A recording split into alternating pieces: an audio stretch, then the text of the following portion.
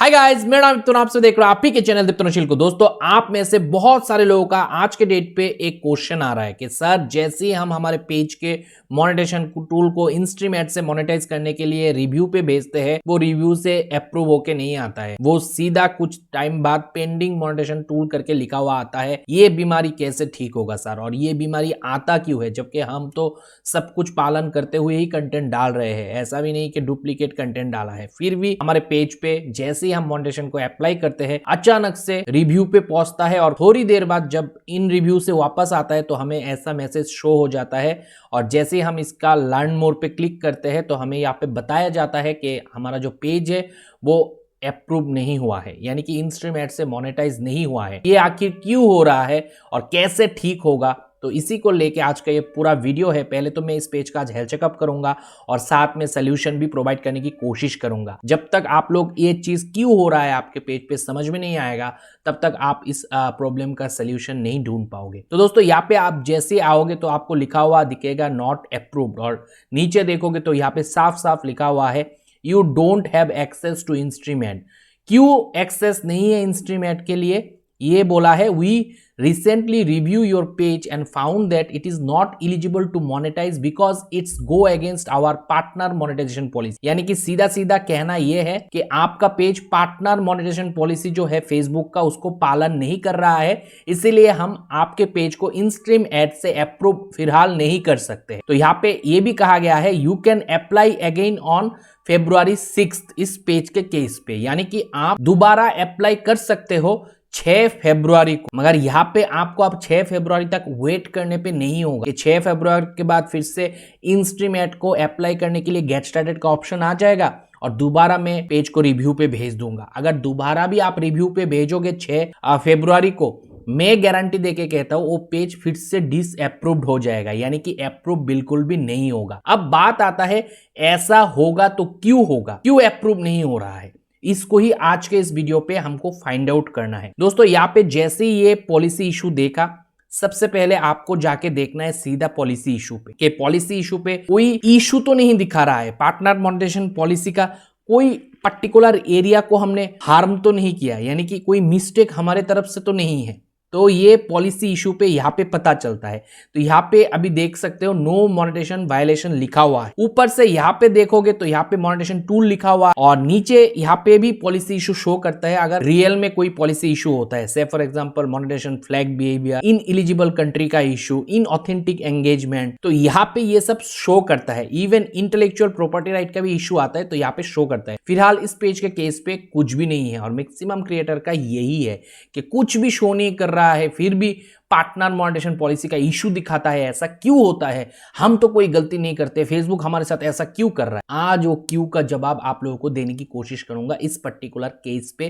तो हो सकता है इस पेज पे जिस वजह से इशू पकड़ा जाएगा वो इशू आपका ना हो, आपका पार्टनर मोनेटाइजेशन का कोई अलग इशू। तो इसके लिए अगर आपको पता ही नहीं चल रहा है तो आप सीधा मुझसे संपर्क कर सकते हो। मैं पेज का हेल्थ चेकअप भी करता हूं। तो उसके लिए आपको मेरे जो सिर्फ और सिर्फ इंस्टाग्राम एक ही आईडी है शील.दीप्तनु के नाम से, जो कि लिंक में इस वीडियो के डिस्क्रिप्शन पे दे दूंगा मेरे इंस्टाग्राम का, वहां से क्लिक करके मेरे ही आईडी पे लैंड होना, क्योंकि मेरे नाम से बहुत सारे आईडी बना होगा इंस्टाग्राम पे, फेक आईडी जो कि मेरे नाम से आप लोगों को लूटेगा। और मेरा कंसल्टेशन फी सिर्फ और सिर्फ 500 रुपए है। 500 रुपए पे करोगे, मैं टाइम दूंगा, उस टाइम पे आओगे और उस टाइम पे वीडियो कॉल पे आपसे बात होगा इंस्टाग्राम पे। उसके बाद ही फर्दर प्रोसेस को लेके बात किया जाएगा। उससे आगे आपको कोई भी ज्यादा पैसा पे नहीं करना है और सिर्फ वीडियो कॉल के द्वारा ही इंस्टाग्राम के थ्रू मैं अवेलेबल हूं। बाकी कोई वॉइस मैसेज, टेक्स्ट मैसेज उस पे मैं उपलब्ध नहीं हूं। अब आता हूं मुद्दे। अब यहाँ पे मैंने देख लिया कोई पॉलिसी इशू नहीं उल्लंघन हुआ है, फिर ये पेज क्यों अंडर रिव्यू पे जाके नॉट अप्रूव्ड हो गया? इसके लिए अब चलेंगे पेज के फ्रंट एंड पे। फ्रंट एंड पे आने के बाद आपको प्रोफेशनल डैशबोर्ड पे क्लिक करना है। तो मैंने अभी क्लिक कर दिया। यहां पे क्लिक करके सीधा नीचे की तरफ ड्रैग करके आना है पेज रिकमेंडेशन चेक करने के लिए कि पेज रिकमेंडेशन पे जाके देखूंगा कोई फ्लैग बिहेवियर का इशू है कि नहीं।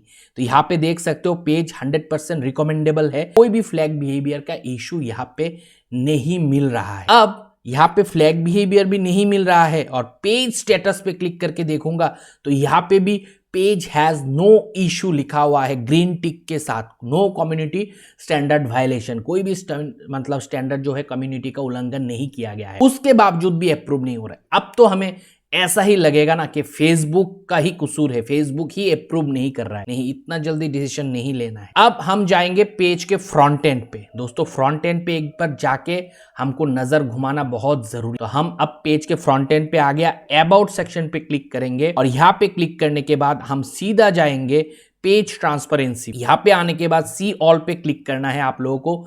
जैसे ही मैंने सी ऑल पे क्लिक किया तो मुझे पता चला ये पेज लास्ट दिसंबर 5 या 6 को मोनेटाइजेशन के लिए अप्लाई किया, मगर इस पेज ने अपना पेज का जो नाम था पुराना वो चेंज किया है 1 दिसंबर 2023। तो 2023 1 दिसंबर को नाम चेंज किया और उसके 5 दिन के अंदर अंदर इस पेज ने अप्रूव होने के लिए इंस्ट्रीमेट से अप्लाई कर दिया। एक बात याद रखना दोस्तों, जब भी हम हमारे पेज के नेम चेंज करते हैं, पेज का जो ट्रांसपेरेंसी है वो रीसेट हो जाता है, यानी कि पेज पहले दिन के जैसा बन जाता है। हालांकि ये पेज सितंबर में ही क्रिएट किया गया है, जैसे ही दिसंबर के फर्स्ट में इस पेज ने अपना नाम चेंज किया तो वो पेज पहले दिन जैसे क्रिएट किया गया था सितंबर 18 को उस स्टेज पे चला जाता। तो जब भी कोई पेज नया क्रिएट होता है उसका पेज ट्रांसपेरेंसी सेटअप होने में 30 दिन का वक्त लगता है। उस 30 दिन के अंदर अंदर आप लोगों को कभी भी पेज को अप्रूवल के लिए नहीं भेजना है, यानी कि अप्लाई नहीं करना है मोनेटाइजेशन। ये इस पेज के क्रिएटर ने एक गलती कर दिया। क्या सिर्फ यही गलती है?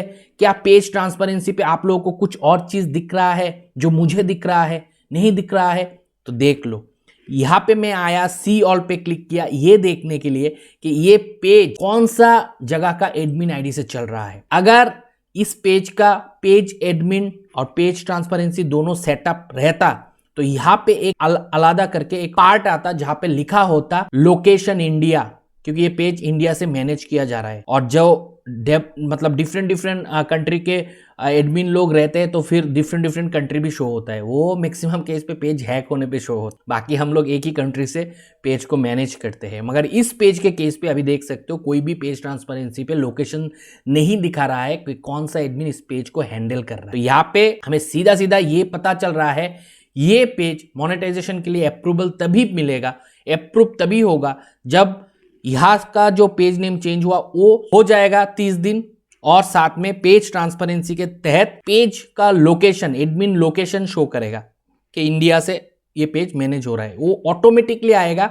अब जैसी लोकेशन का बात करता हूँ बहुत सारे नए क्रिएटर को लगेगा नहीं अबाउट सेक्शन में शायद जाके बेसिक इन्फो में कहीं पे हम हमारा एड्रेस डाल देंगे तो पेज ट्रांसपेरेंसी पे आ जाएगा। वैसा नहीं होता, वो लोकेशन ऑटोमेटिकली लेता है, ऑटोमेटिकली पकड़ता है पेज, क्योंकि आईपी ट्रैक होता है, लोकेशन ट्रैक होता है, उसके बाद ही फेसबुक डिसाइड करता है ये पेज कहाँ से एडमिनशिप चल रहा है। आपका जो आईडी है पेज के साथ कनेक्टेड उस आईडी का लोकेशन ही यहाँ पे शो करेगा, जो कि इस पेज के केस पे अभी तक नहीं बना है। तो अब इस पेज पे मैंने कंटेंट जो है वो भी चेक किया, जो भी डुप्लीकेट कंटेंट थे क्रिएटर ने डिलीट कर दिया, खत्म कर दिया। पहले डुप्लीकेट कंटेंट डालता था जिसके वजह से भी पेज कभी कभी अप्रूवल नहीं मिलता है। अलग रीजन होता है। पार्टनर मोनेटाइजेशन पॉलिसी अपने आप में एक बहुत बड़ा पॉलिसी है, उस पॉलिसी के अंडर में बहुत सारे कारण होता है। फिलहाल इस पेज के केस पे यही कारण है और बहुत सारे पेज जो खरीदा हुआ होता है इस पेज पे मोनेटाइजेशन इसीलिए अप्रूव नहीं होता है, पेज ट्रांसपेरेंसी सेटअप नहीं होता है। तो होप गाइज आज के इस वीडियो से आपको एक बहुत ज्यादा अंदाजा हो गया है क्यों ये पेंडिंग मोनेटाइजेशन टूल का इशू आता है। हो सकता है आपके केस पे वो कोई अलग पार्टनर पॉलिसी को उल्लंघन कर रहा है तब भी आ सकता है। फिलहाल ये वीडियो आपको कैसा लगा जरूर कमेंट सेक्शन में कमेंट करके बताना। मिलता है अगले वीडियो के साथ, तब तक आप लोग खुश रहो, आबाद रहो और मैं भी आपको दोस्तों बाय।